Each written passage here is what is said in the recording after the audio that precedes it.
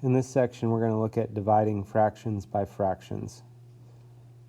We're going to start with something that you know the answer to, and then we're going to work towards a way that we can work these problems out. So we're going to start with 4 divided by 2. So 4 divided by 2, you know, is 2. 4 divided by 2 could also be written this way. We could write it as a fraction, 4 over 2. So keep that in mind as we look at this next problem. Here we have 2/5 divided by 3/4. It's written horizontally. 2/5 divided by 3/4. Just like 4 divided by 2, we could write as 4 over 2, which means 4 divided by 2. We could do the same thing with this one. We could rewrite this as 2/5 divided by 3/4 vertically. If we write it this way, this is called a complex fraction because we have a fraction in the numerator and a fraction in the denominator. So this doesn't look too great, but we're going to take care of this. Now, what I'm going to show you now is not how we're going to actually be normally working these problems out. You're welcome to do it this way if you want, but normally we're going to learn a method that you can use instead of what I'm going to show you. Okay? So the idea with this, we don't want that fraction in the numerator, fraction in the denominator. What I'm going to do then, I'm going to eliminate the fraction in the denominator. The way I'm going to do that is by multiplying it by a fraction. Remember, we've talked about equivalent fractions. So like, for example, if we have 1/2, you know we could multiply numerator and denominator both by 3 would be equal to 3/6. Okay, we're going to do the same idea here. So what I'm going to do, we talked about when we multiply fractions, you have the option if you're multiplying and you have a factor in the numerator that can cancel with a factor in the denominator, you're allowed to do that. So what I'm going to do, I notice there's a 3 in the numerator here. So I'm going to put a 3 in the denominator on this fraction that I'm going to multiply it by so that I could cancel the 3's out.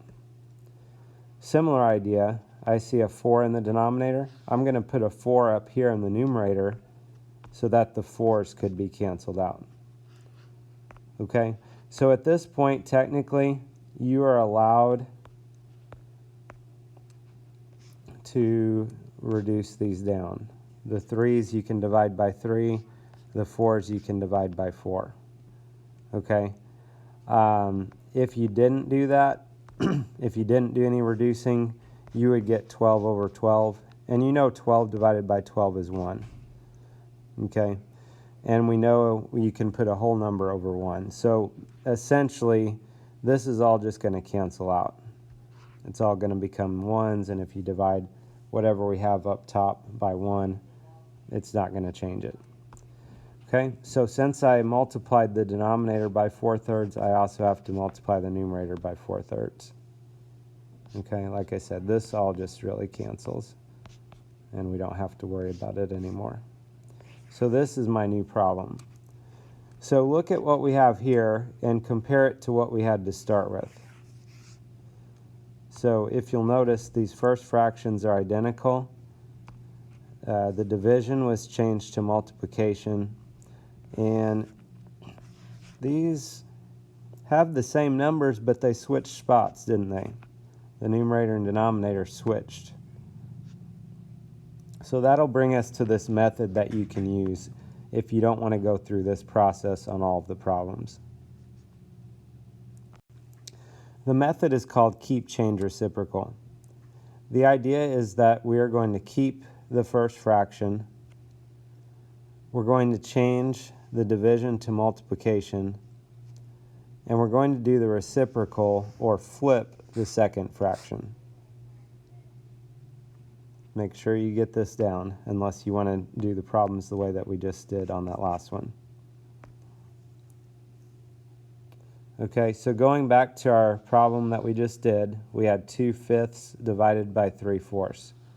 We keep the first fraction, we change to multiplication, and we do the reciprocal or flip the second fraction. And at that point, it's just like we did earlier in the chapter. We can multiply straight across. You can reduce if possible. In this case, we can't reduce anything. 2 times 4 is 8. 5 times 3 is 15, so it would be 8/15. On some problems, you might have a whole number like 8. So if you have a whole number like that, remember, a whole number you can divide by 1. Doesn't change it. 8 over 1.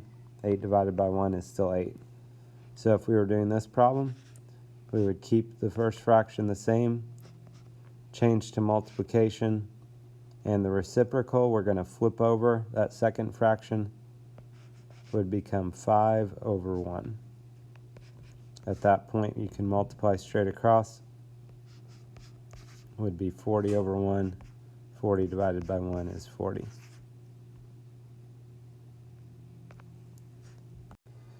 So if we look at a couple problems, they've got these kind of started for us, and they're basically just asking us to fill in the reciprocal. So they kept the 1/3, they changed the division to multiplication, and now we want to do the reciprocal or flip the second fraction. So the reciprocal of 1/6 would be 6 over 1. Now that's not working the problem out, that's just writing what the reciprocal would be. The directions actually, after we do that, says then solve for n. So that would be the reciprocal, and then we would multiply it out. So 1/3 times 6 over 1. You could reduce here if you want, but if you don't reduce, you'll get 6 over 3, and 6 divided by 3 is 2. So our final answer would be 2. So if we look at this, number 15, we've got 1/9 divided by 1/5. So we're going to keep, change to multiplication, reciprocal or flip the second fraction becomes 5 over 1.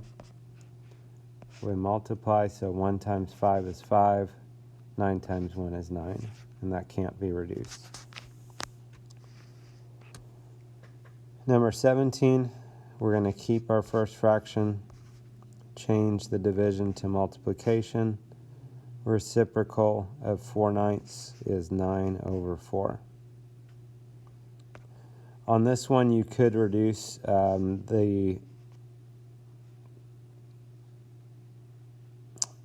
sorry, you can't reduce actually. Multiply across, this would be 27 over 80, and that would be your final answer.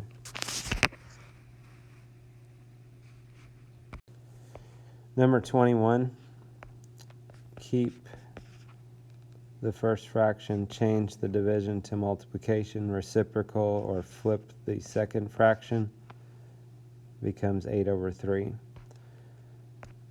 This is an example of a problem that if you don't reduce ahead of time might make it a little bit more work for you later. If you'll notice here, we've got an 8 in the numerator, we've got a 16 in the denominator. Those are both divisible by 8. So if you wanted to, you could actually reduce both of those by 8 now. 8 divided by 8 is 1, 16 divided by 8 is 2.